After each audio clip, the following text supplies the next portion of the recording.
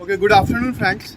आज मैं अंधेरी मुंबई का एक पॉश इलाका है। इस पॉश इलाके के एक प्रोजेक्ट पे मैं हूँ, लेकिन मैं इस प्रोजेक्ट का नाम नहीं बताऊंगा और ये कौन से डेवलपर हैं, उनका क्लाइंट कौन है, उनका भी नाम नहीं बताऊंगा, और कौन से कॉन्ट्रैक्टर जो बहुत बड़े अपने आप को कॉन्ट्रैक्टर समझते हैं वो भी हैं, लेकिन उनका भी नाम नहीं बताऊंगा क्योंकि किसी का नाम बताने की ज़रूरत नहीं। बस मैं सिर्फ आपको ये दिखा रहा हूँ कि ये जो प्रोजेक्ट बन रहा है ये मुंबई के एक पॉश इलाके में बन रहा है। आप मेरे पीछे देख सकते हैं कि मुंबई इंटरनेशनल एयरपोर्ट है। थोड़ा मुंबई इंटरनेशनल एयरपोर्ट को दिखा देना। मुंबई इंटरनेशनल एयरपोर्ट ठीक मेरे पीछे, वहाँ फ्लाइट सब लगी हुई है। सेकेंड में आप देखेंगे ठीक मेरे पीछे एयरपोर्ट अथॉरिटी की बिल्डिंग है, और इस साइड में आप देखेंगे बुक माई शो का, जो बुक माई शो है उसका कॉर्पोरेट ऑफिस भी यहीं पे है। तो आप समझ सकते हैं, ये बताने का मकसद मेरा बस इतना ही है कि आप समझ सकते हैं कि ये कितना पॉश इलाका है, और इस पॉश इलाके में जो प्रोजेक्ट चल रहा है उस प्रोजेक्ट के बारे में मैं आपको बताऊंगा। इसलिए मैंने जो सेफ्टी जैकेट भी पहने हैं तो प्लेन वाला पहना है कि जिसपे किसी कंपनी का लोगो नहीं हो। हेलमेट मैंने इसलिए नहीं लगाया कि हेलमेट के ऊपर लोगो था, तो इसलिए मैंने वो भी हटा दिया। अब हम शुरू करते हैं कि और इस प्रोजेक्ट को देखते हैं कि इस प्रोजेक्ट को जो बनाया इसमें क्या क्या चीज़ अच्छा है और क्या क्या गलत। तो सबसे पहले ये टेरिस फ्लोर है, यहाँ पे बिल्डिंग खत्म हो गई, टेरिस फ्लोर। तो आपको मैंने सरफेस स्लैब के अंडुलेशन, लेवल अंडुलेशन के बारे में एक वीडियो बताया था, और उसमें बताया था कि उसका कितना बड़ा इफेक्ट पड़ता है प्रोजेक्ट पे। तो शायद वो वीडियो आप लोगों ने देखा होगा। अभी हम यहाँ पे हैं और यहाँ पे हम देखेंगे, ये देखिए ये टेरिस फ्लोर है फाइनल। यहाँ पे फ्लोर इससे ऊपर नहीं जाना है, खत्म हो गया। आप देख सकते हैं कि यहाँ भी वही प्रॉब्लम है, सेम प्रॉब्लम कि ये जो टेरिस स्लैब है ये एक लेवल में नहीं है। आप ये देखिए, अगर इसका आप एग्जाम्पल देखना चाहते हैं तो यहाँ पे देखिए, यहाँ पे कोई पानी नहीं है, लेकिन आप वहाँ पे देखेंगे, वहाँ पे देखिए वाटर लॉगिन है। तो इसका मतलब सिर्फ इतना है कि यहाँ पे जो लेवल है वो हाई है और वहाँ पे जो लेवल है वो डाउन है, और उसका इफेक्ट हम लोग लेक्चर में ऑलरेडी देख चुके हैं। सेकेंड चीज़ हम देखते हैं, इसको बोलते हैं ये एक पैरापेट वाल। जब भी ख़त्म हो गया बिल्डिंग, जहाँ पे टेरिस स्लैब आ गया तो उसके चारों तरफ एक बाउंड्री वाल लेते हैं, इसको पैरापेट वाल बोलते हैं।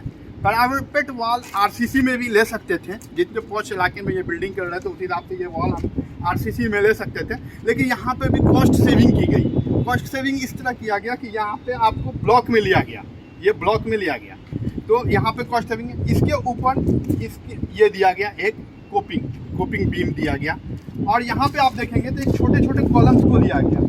ये कॉलम बीच में, ये कॉलम जो है इस कॉलम को फ्लोटिंग कॉलम बोलते हैं, फ्लोटिंग कॉलम या स्टॉप कॉलम। स्टॉप कॉलम इसलिए बोलते हैं कि इसका अपना कोई फाउंडेशन नहीं, इसका अपना कोई बेस नहीं है।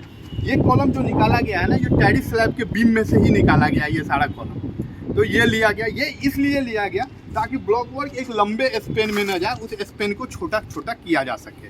तो ये चीज़ हमने देखा। अब हम देखते हैं कि इसमें प्रॉब्लम्स क्या क्या है। एक तो मैंने देखा कि सरफेस एंडुलेशन का प्रॉब्लम है। दूसरा चीज़ मैं ये देखता हूँ कि जैसे यहाँ पे स्लैब ख़त्म हुआ और कोपिंग बीम लिया गया, तो इंजीनियर्स को ध्यान देना चाहिए था कि ये जो स्टील बाहर आया, ये स्टील बाहर ऊपर नहीं आना चाहिए था। इसको नीचे कट करके यहाँ कोपिंग बीम के अंदर में ही कवर में इसको ख़त्म कर देना था। लेकिन आप देख सकते हैं यहाँ देखिए हर तरफ स्टील को बाहर निकाला गया। अब ये क्या करेंगे, इसको कट करेंगे, कट करने के बाद इसके ऊपर प्लास्टर करेंगे।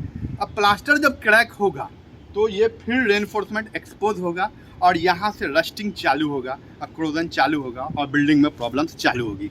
सेकेंड चीज़ और देखते हैं, यहाँ पे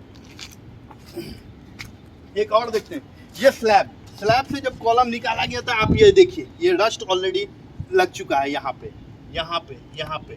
ये मेन कॉलम है, आप इसको फ्लोटिंग कॉलम नहीं बोल सकते, ये एक मेन कॉलम है। और मेन कॉलम में स्लैब के टॉप पर से ही रस्टिंग चालू हो चुकी है।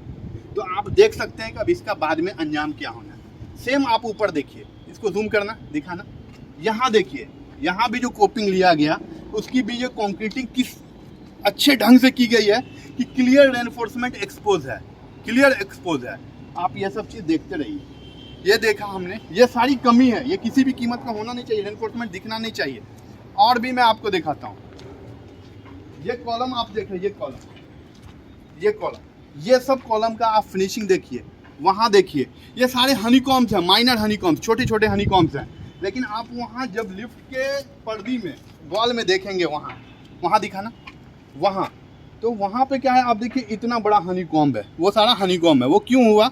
वो प्रॉपर कंपैक्शन की वजह से ही नहीं हुआ, या तो प्रॉपर कंपैक्शन की वजह से नहीं हुआ, या फिर वहाँ पे कंक्रीट में सेग्रीगेशन हुआ था। ठीक है, वो चीज़। थर्ड, आप इस कॉलम को देखिए, ये कॉलम ये कॉलम जब आप देखेंगे तो ये कॉलम में देखिए, ये कॉलम पलम में नहीं है, यहाँ पर से ये कॉलम, यहाँ का अब पॉइंट देखिए, यहाँ का देखिए, दोनों अब बीच में ये कॉलम ऐसे राउंड शिवसेना का धनुष बना हुआ है इसमें, ठीक है। तो आप समझ सकते हैं कि ये कॉलम में बल्जिंग आ गया, ठीक है।